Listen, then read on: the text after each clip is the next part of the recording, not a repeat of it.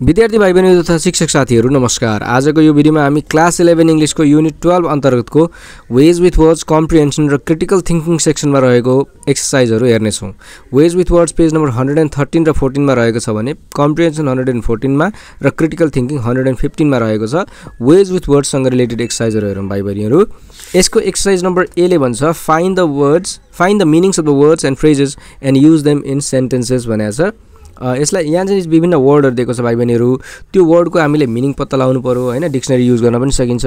अनि त्यो मिनिङ पत्ता लगाइसकेपछि त्यो वर्डहरुलाई हामीले सेन्टेन्समा चेन्ज गर्नुपर्ने हुन्छ। मैले सबै वर्डहरुको मिनिङ पनि लेखिदिएको छु अनि सेन्टेन्स पनि बनाइदिएको छु। त्यो वर्डहरुलाई हेरेर सार्नु होला। ओके, यहाँ चाहिँ 5 वटा वर्डको मिनिङ दिएको छ भाइ बहिनीहरू।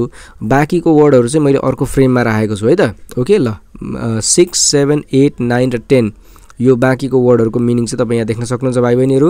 हेरेर मजाले बुझेर मात्रै सार्नु होला। ओके, नाउ ल टम्बल डोज अफ अर्नेस्टली। अनि मैले यहाँ जति पनि वर्डहरु छन् ती वर्डहरु चाहिँ भर्ब हो कि एडजेक्टिभ हो कि कुन वर्ड क्लासमा पर्छ त्यो पनि लेखिदिएको छु। भाइ बहिनीहरूलाई चाहिँ एनालाइज गर्न सजिलो हुन्छ भनेर, टिचरहरूलाई पनि पढाउन सजिलो हुन्छ भनेर मैले गरिदिएको हो। त्यही अनुसारले गर्नु होला। Okay, now exercise number B हेरौँ। Match the words with their meaning opposites भनेको छ। ओके, यहाँ जम्मा 6 वटा वर्ड दिएको छ भाइ बहिनीहरू।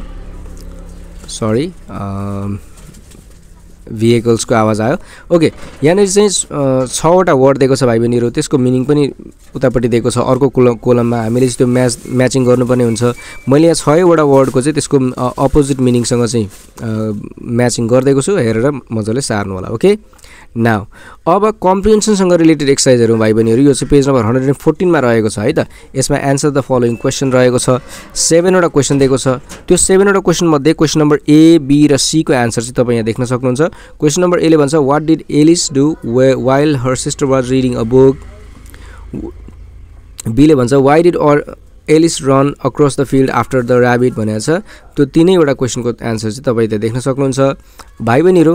अब बाँकीको क्वेसन नम्बर डी र ई को एन्सर चाहिँ हेरौँ है त। क्वेसन नम्बर डी ले भन्छ what idea came to her mind when she saw a tiny glow golden key. Okay, and question number E ले भन्छ what was written on the bottle that she found, did she follow what it said भनेको छ। दुईटै क्वेसनको मैले short answer लेखेको छु भाइ बहिनीहरू। धेरै लामो एन्सर छैन, भाइ बहिनीहरूलाई बोर लाग्ने टाइपको एन्सर छैन। छोटो एन्सर लेखेको छु भाइ बहिनीहरूलाई पढ्न लेख्न र सार्न पनि सजिलो हुन्छ भनेर। Okay, now after question number D र E, now let's D and E, let's move on to the last 2 questions. Question number F and G. Question number F ले भन्छ भाइ बहिनीहरू Alice was found of pretending to be 2 people, who were they. अनि number G ले भन्छ why did she want to eat the cake that she found भनेको छ। यो दुईटै क्वेसनको सर्ट एन्सर चाहिँ मैले यहाँ लेखिदिएको छु भाइ बहिनीहरू। हेरेर मजाले हेरेर सार्नु होला। Okay, now after this answer this questions section, let's move on to the next exercise that is put this sentences in the right order as they happen in the story. Okay, as they happen in the story भनेको छ। ल यहाँनिर चाहिँ हामीलाई विभिन्न इभेन्टहरू दिएको छ सेन्टेन्सको रूपमा।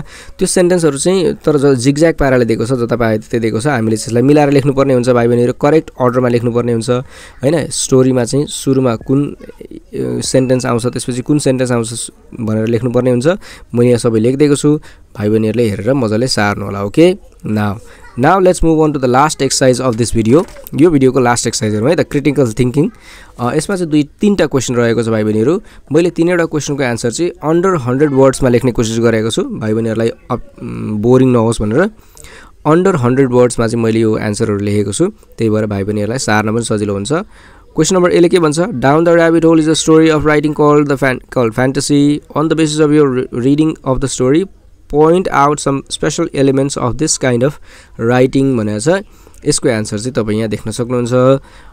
हेरेर मजाले बुझेर पढेर सार्नु होला। Okay, now exercise number B को क्वेसन नम्बर बी हेरौँ भाइ बहिनीहरू। Is it good to imagine things that are not possible to achieve in reality, explain भनेको छ हैन। जुन कुरा असम्भव छ, रियालिटीमा असम्भव छ, त्यस्तो कुराहरू सोचेर त्यस्तो कुराहरू इमेजिन गर्नु सही हो कि गलत हो भनेर भनेको छ। यो क्वेसनको मैले छोटो एन्सर लेखेको छु भाइ बहिनीहरू। आफ्नो आइडिया दिएको छु यसमा चाहिँ। हेरेर सार्नु होला। अनि भाइ बहिनीहरूलाई मेरो भिडियोले हेल्प गरिरहेछ, आफ्नो होमवर्कमा हेल्प गरिरहेछ भने भाइ बहिनीहरूले मेरो च्यानल सब्स्क्राइब गरिदिनु होला। अनि भिडियोलाई लाइक पनि गरिदिनु होला। भाइ बहिनीहरू लाइक र सब्स्क्राइब गर्नु भनेको कुनै ठुलो कुरा होइन, जस्ट एउटा क्लिक मात्रै गरिदिने हो। यसले मलाई मोटिभेसन मिल्छ, मलाई थाहा हुन्छ भाइ बहिनीहरूलाई चाहिँ मेरो भिडियोले हेल्प गरिरहेछ अथवा भाइ बहिनीहरूलाई मेरो भिडियो मन परिरहेछ भन्ने कुरा चाहिँ मलाई थाहा हुन्छ। त्यसको लागि भए पनि भाइ बहिनीहरूले मेरो भिडियोमा लाइक र च्यानललाई सब्स्क्राइब गरिदिनु होला। ओके ल, अब आजको यो भिडियोमा त यति नै हो भाइ बहिनीहरू। यही युनिटको अर्को एक्सर्साइज चाहियो अथवा क्लास 11 इङ्ग्लिसको चाहिँ अरू युनिटको एक्सर्साइज चाहियो भने मैले डिस्क्रिप्सनमा एउटा लिङ्क राखिदिएको छु भाइ बहिनीहरू। त्यो लिङ्कमा क्लिक गर्नुभयो भने तपाईँले क्लास 11 इङ्ग्लिसको सबै युनिटको एक्सर्साइजहरू हेर्न सक्नुहुन्छ भन्दै अहिलेसम्म भिडियो हेर्नुभयो त्यसको लागि थ्याङ्क यू।